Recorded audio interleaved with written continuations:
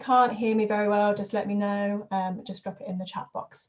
So hello everyone, I know Jack's just given us a quick introduction, but welcome to our Study Well session. I hope you've enjoyed the Expo so far and that you've managed to speak to a few different organisations and hopefully working your way up that prizes leaderboard. And yeah, as Jack already said, today's all about studying well.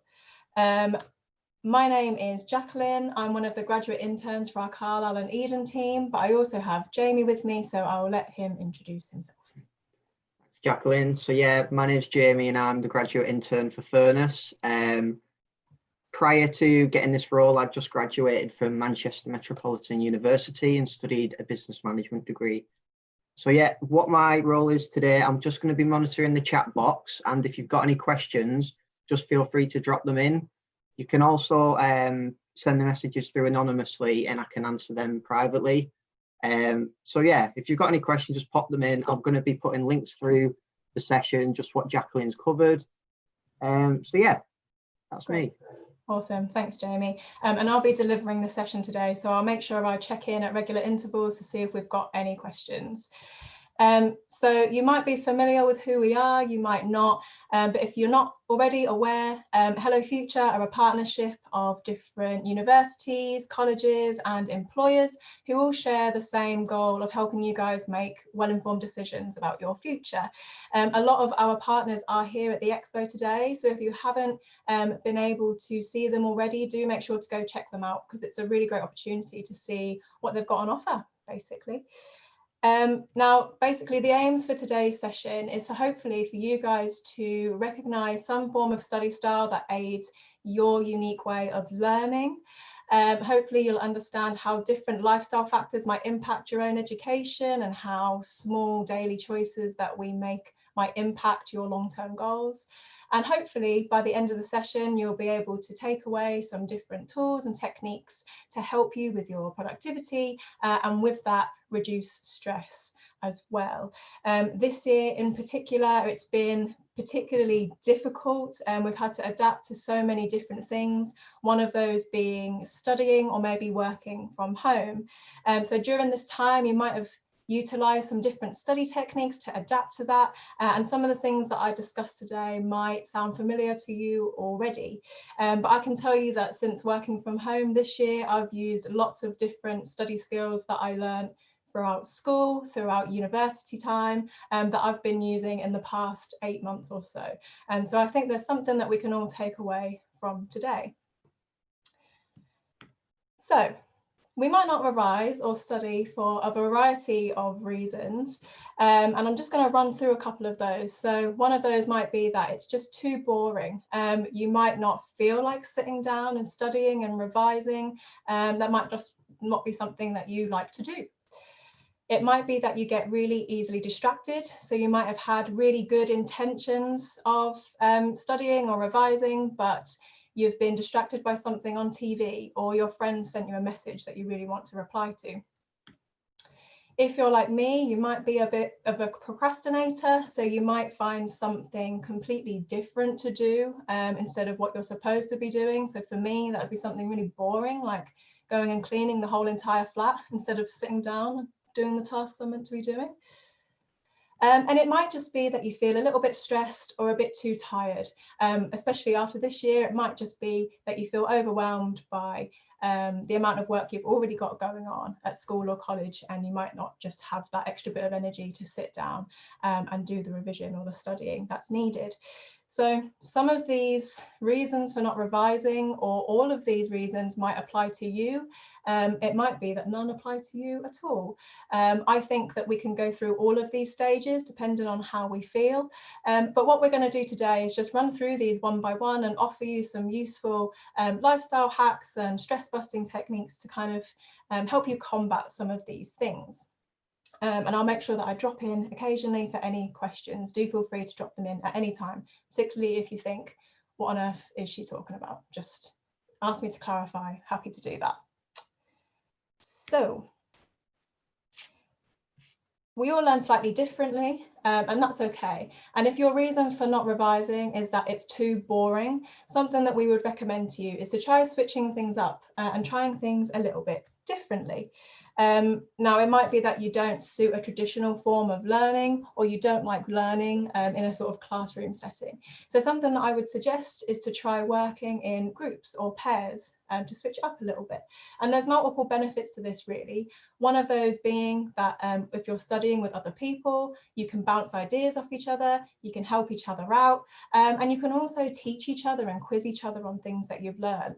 And I've heard that's one of the most effective ways of learning something for yourself, is teaching other people. So you can give that a go. And also, you know, when you plan a study break for yourself, you won't be on your own, because you'll have someone to enjoy that study break with. Obviously, if you can't meet face to face, you can try utilising Zoom calls like we are today, or Microsoft Team calls, or maybe just a Facebook Messenger call. And you can use that to just revise together virtually and check in with each other to see how you're doing. You could also think about utilising different revision tools. So these might be things like different coloured Post-it notes stuck around the room, utilising podcasts if you prefer to listen to information, or using things like revision cards or apps on your phone. For me personally, when I was at school doing my revision, I was obsessed with mind maps. I had different mind maps in different colours that represented different subjects. And I would also utilise things like shape to help me visualise lots of information. And I'd basically just stick them around my room and use those to revise from. And that was useful for me because I'm more of a visual learner, and I had a lot of word-heavy subjects like English and sociology. I suppose if you're looking to revise more facts and figures, something like revision cards might be really useful for you, because you can sort of write them on there and quiz yourself on those. Something else I would also recommend is to think about doing some wider reading. Now, for this, of course, there are a variety of things you can do here.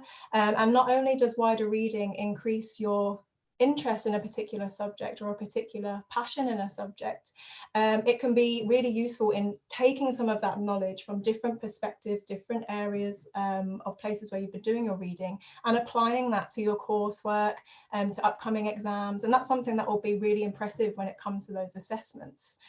Wider reading is also a lifelong skill, particularly if you are thinking about applying to university or in the process of writing personal statements. When you talk to universities, they'll want to know whether you've done any wider reading or wider research on the subject that you want to study, to show that you're passionate about it. So whilst it can benefit you now in the short term with your studies, it's also a really good lifelong skill as well. And you can utilise platforms like YouTube and Google. You might want to look at different podcasts. Some sort of YouTube channels I'd recommend are BBC Bite Size or TED Talks. You could even have a look at our Hello Future website, because we've got some really cool subject specific resources on there that you might want to look at. Just thought I'd chuck a cheeky plug in there. So yeah, have a look at those and see what works for you. An app that we can recommend if you want to try something a little different is Quizlet. It's a free phone app where you can access different subject-specific quizzes and study sets. You can create your own to help yourself and others revise, or you can access the ones that are already on there. As this slide says, there's already 200 million on there. So you can download that and give that a try and see how that goes. And I thought at this point I'd see if there's any questions. Jamie? No, we've not got anything at the minute. But if you just go back a slide a second, Jacqueline, I've just got a couple of examples of like some revision tools. So as you can see on the chat box that I've just put in, there's an app and a website called Go Conquer. And basically, instead of, if you're like more visual and you want a more creative way of like being able to revise, then I'd recommend downloading this app. It's free for the basic plan, but it basically gives you all these opportunities to make like online mind maps, flashcards, quizzes and notes and things like that. It just makes a bit of a more different visual on things. And just throughout that as well, I've just got another couple of links that I'll put in of other resources that might be useful, and I'll just put the Quizlet link in as well. But we've not got any questions just yet, Jacqueline, so brilliant. Grand. Good to go. Thank you very much. Amazing. So If you're like me and you're a bit of a procrastinator, one of the important things here is about being realistic with your time and what it is that you can manage. And I think a good first step here is thinking a little bit about what you're currently spending a lot of your time on, and where things might need to be moved around or adjusted in order to fit in your study or revision time. And with that, I suppose, comes with a bit of thinking around what those distractions might be. So for me, like, I spend a lot of time on Netflix outside of work time. I also spend a lot of time on YouTube and sleeping, of course, because who doesn't? And sometimes I find it hard to be productive during those times. So a good first step is thinking about what takes up most of your time and what things can be moved around. And I suppose something that can then help you to plan your time better is creating some form of timetable. Now, if you haven't created a timetable for yourself, I'd definitely recommend it. It's a really good way of having an overview of what you need to get done in the week, what you've got planned in the week, and you can use it to plot in your study and revision time, as well as hobbies and things that you want to do, such as social events and things like that. What you can also do with your timetable is think about setting those small goals and prioritize against that. And a timetable can help you see that visually. So what's on your priority list? What deadlines are coming first? What might you need to bring to earlier in the week? What could you leave till later on? And if there's a particular subject or particular type of revision that you're avoiding, you can use your timetable to break that task up a little bit into smaller chunks. I think the important thing with the timetable is making sure that it's realistic. So realistically, what can you get done without burning yourself out? And it's about ensuring you can plan in those breaks for yourself and making sure you're making time for the things that you enjoy doing. Now, one way in which we could help you with that is through the tomato timer technique. It's a technique that was developed way back in the 80s, and it's the idea that you plan 25 minutes of work time and then a 5-minute break. And in that 5-minute break, you're encouraged to do something completely unrelated to whatever it is you're revising, studying, or working on. Now, there was actually a psychological study that was done with this, and basically what happened was there was 2 groups. They were given a really boring, mundane task to do, and in a 5-minute break, one group was given some cat videos to watch and the other group weren't. And it turned out that the group that watched cat videos were much more productive than the group that weren't. And I suppose there's 2 things really there. One, they actually took a 5-minute break, and 2, they watched something completely unrelated, i.e. cat videos. So use those breaks to your advantage to plan in times that you plan in activities and things that you want to do. It might just be a case that you take 5 minutes to watch some TikTok videos, or taking 5 minutes to step outside and get some fresh air. Just something to take your focus away from whatever it is you're working on and allowing you to refocus when you come back from your break. Do we have any questions at this point? No, nothing. Just as well as that though, I'll just add in again. So with the video thing, obviously it doesn't have to be cat videos, as Jacqueline's just said. Like, it could be it could be like maybe your favorite sports team. You might want to watch a 5-minute highlight of that. I don't know, something. Maybe your favorite YouTuber. It's entirely up to you, whatever you feel most comfortable with. Still no questions, so I guess we can plow on. Great.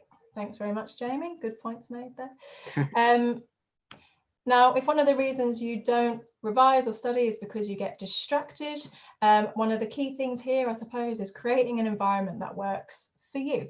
So think about where you revise and where you feel most productive. Where do you feel most relaxed?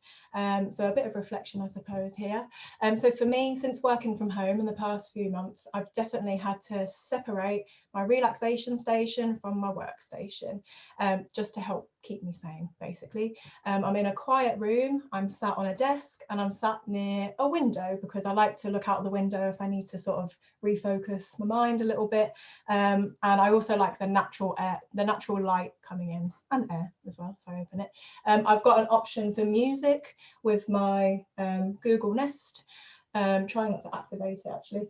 I've got option for music if I want it, but otherwise it's quite quiet. That's where I like to study because that's where I feel most productive and most relaxed. So think about that environment and what works for you, and if you can, try and adapt it to suit those needs.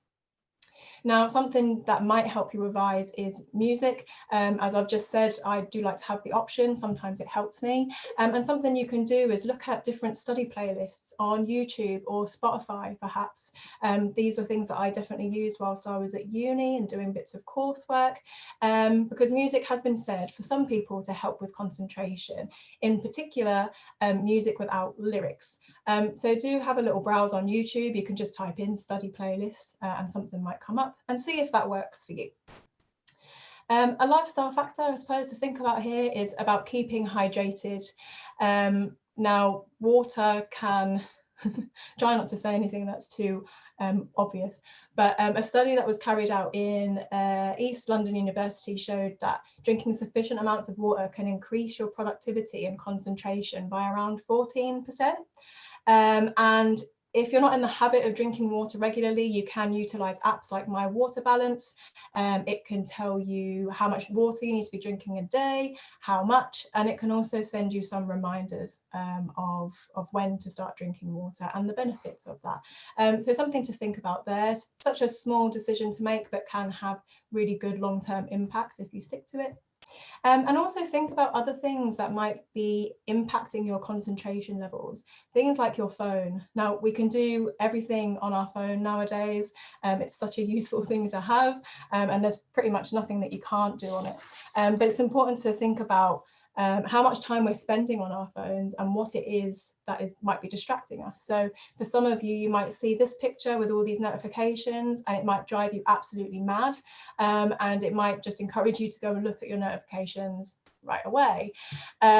And I guess something to note there is that those notifications are designed with the red little icons to trigger that reaction from your brain. And it's kind of similar with things like the infinity scroll. So the infinity scroll is that concept that you can't scroll to the bottom of any social media channel. For me, that's things like TikTok and Instagram. I've never reached the bottom of those. And those things are designed for you to consume as much information as you can. And it's great for things like businesses because they can put loads of their ads on there. But in enabling us to do that, we sometimes are unable to sort of moderate that and refrain from becoming addicted to our phones in a sense. So by being aware of this, we can begin to use it in moderation. And there's a few things you could do here. You can think about which apps you spend most time on by looking at your screen time function on your phone, and maybe silence some of those notifications. Think about maybe setting your phone to do not disturb for a few hours while you're studying. And if all else fails, just try switching it off or moving to another room and seeing how that works. And just seeing if we can manage that relationship with our phones a little bit better. Now, feeling stressed could be one of the reasons as well that you decide not to study or revise. And I'd say this is one of the most important things to manage, particularly after this year, and ensuring that you are reducing your levels of stress and how you feel about that. So one of the ways in which you might do this in looking after your physical and your mental well-being is thinking about taking a break to do something you enjoy. Now, I've already mentioned this already, but I can't emphasize enough how important that is. So for me, that would be something like some yoga, or maybe a quick game of Candy Crush for 5 minutes or so, or watching a particular YouTube video. But it's just about making sure you're taking those breaks from whatever it is you're focused on and giving your mind something else to do, because it can get overwhelming. In your break, you might decide to go and get some fresh air, to go outside and clear your head. This can be really, really useful. I know it's definitely useful for me.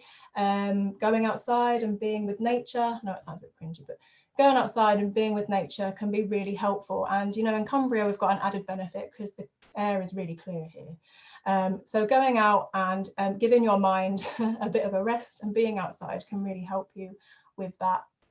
And I would also encourage you to try and think about getting some exercise. Now, exercise, we know its physical benefits, but we sometimes underestimate its mental benefits. And I don't always like to call it exercise, but more just movement. So think about scheduling in like 20 to 30 minutes of exercise or movement around 3 times a week. And this can be anything from a quick stretch. It could be a kickabout in the garden, a walk to the shop, or it might be some sort of YouTube video that you decide to do. But exercise releases endorphins, which are chemicals that are designed to boost your mood and reduce stress. And with that, you'll be able to concentrate a little bit better as well. And I know for me, when I've had some really horrible, stressful days at work, I've gone and done a quick 20-minute workout and I've felt amazing afterwards. So I can't stress enough how important that exercise is. And yeah, particularly after this year, virtual fatigue is definitely a thing and it is real. So making sure that you're taking time away from your computer and doing something that makes you feel calm. It could be just, again, a simple session of yoga or something. And there's also apps that you can download from your phone, things like Headspace and Calm. I think Jamie's going to reference some of those in the chat box. I've also downloaded an app called Happy Color, which is basically just a colouring app on my phone. That helps me sort of take some time away from the computer. But the apps like that can really help you take about 5 minutes to think about your breathing, maybe meditate if you're into that kind of thing, and just to sort of refocus your mind and take your mind off whatever it is that might be stressing you out. Jamie, I don't know if you want to just mention a couple of those examples before I move on. Yeah, I've got one in relation to the exercise stuff. Actually, it's just popped into my head. So what I've been doing since working from home is making sure I get out once a day for half an hour, and I've downloaded an app called Strava.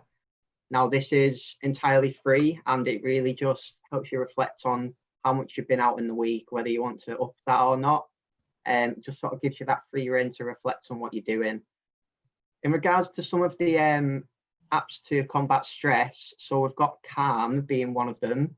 So this is a meditation app in theory, but it supports you with getting the right amount of sleep mainly and increasing your well-being. So it offers things like exclusive music to help you focus, like audio programs and video sessions as well. So it's a real mix of like all these different types of ways you can sort of manage stress. Like I know I have to take I need to take my full dinner hour to get out and exercise to like sort of take the weight off sometimes. So I just really recommend that. I'm going to link just another couple of examples in the chat, but that's everything that I can add from there. Jacqueline, if you want to move on. Jacqueline and Jamie, just so you know, you've got under 5 minutes left, got about 4 minutes. Right, okay, great. So I'll quickly just whiz through this section. So this is kind of linking to stress in that being tired might be another factor that might contribute to you not revising. We all know that we need around 8 to 10 hours of sleep.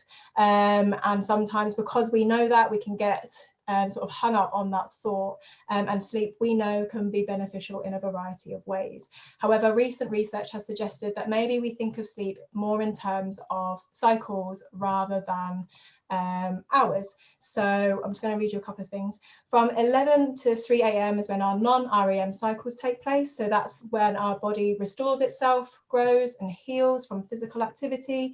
And between 3 and 7 a.m. is when our REM cycles take place. So that's when all of our memory processing occurs, and when we absorb that information for the day before, ensuring that we can retain it. So I guess the main point here is to say that our mind needs rest, much like our physical body also needs rest. And it's still working in the nighttime to make sure that we can retain everything that we're learning throughout the day. So just to keep that in mind, really, and ensuring that, you know, sometimes sacrificing that couple of hours of sleep to do extra work in the day isn't always beneficial in the long run.